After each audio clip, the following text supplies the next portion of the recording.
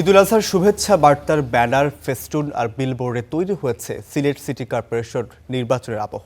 কেন্দ্রের সবুজ সংকেত পেতে বিএনপি নেতারা দৌড়ঝাঁপ শুরু করলেও একেবারেই নীরব জামায়াত। এরই মধ্যে প্রার্থী ঘোষণা করেছে এনসিপি।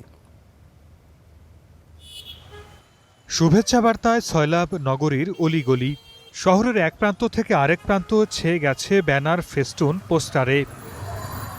এই শুভেচ্ছা বার্তায় ইঙ্গিত মিলেছে কারা লড়তে চান আসছে সিলেট সিটি কর্পোরেশন নির্বাচনে, যাদের বেশিরভাগই সরকার দলের রাজনীতির সঙ্গে জড়িত। রয়েছে নতুন ও তরুণ মুখও।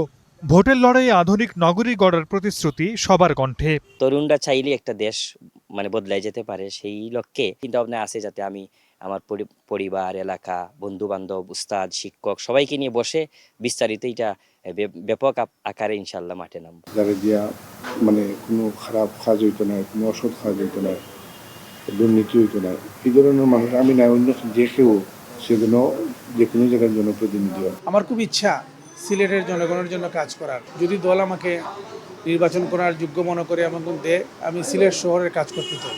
আমি একজন সেবক হিসাবে মানুষের কাজ করছি এখন। ভবিষ্যতে যদি দল আমাকে মনোনয়ন দেয়, অবশ্যই আমি জনগণের প্রপার সেবক হিসাবে কাজ করার চেষ্টা করব। আমার বিশ্বাস দল সঠিক সিদ্ধান্তই নেবেন এবং যে সিদ্ধান্ত নেবেন সেই সিদ্ধান্তের প্রতি শ্রদ্ধা এবং আস্থা রেখেই দলের সিদ্ধান্ত মেনেই আমরা কাজ করব। এনসিপি নিজেদের দলীয় প্রার্থী ঘোষণা করলেও নগরে নেই জামায়াতের কোনো ব্যানার, ফেস্টুন বা বিলবোর্ড। একটি আধুনিক, পরিচ্ছন্ন, যুববান্ধব সিলেট গড়তে চাই, যেখানে তরুণদের জন্য থাকবে দক্ষতা, উন্নয়ন, কর্মসংস্থান, খেলাধুলা, প্রযুক্তি নির্ভর নগর সেবা। কেন্দ্রের পক্ষ থেকে যাকে দেওয়া হবে তিনি সেখানে মেয়র হিসাবে নির্বাচন করবেন।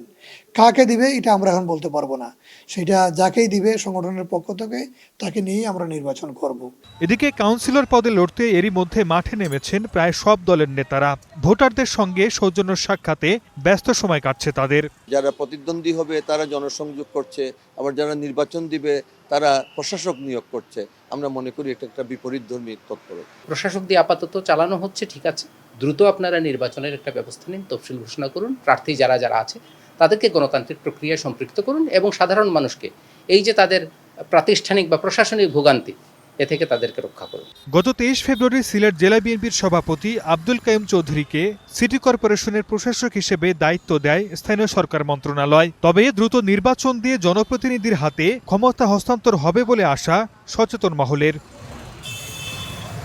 2001 সালে সিটি কর্পোরেশনে উন্নীত হওয়া সিলেটে নাগরিক সেবা দেয়া হচ্ছে 42টি ওয়ার্ডের মাধ্যমে। Desk report, star news.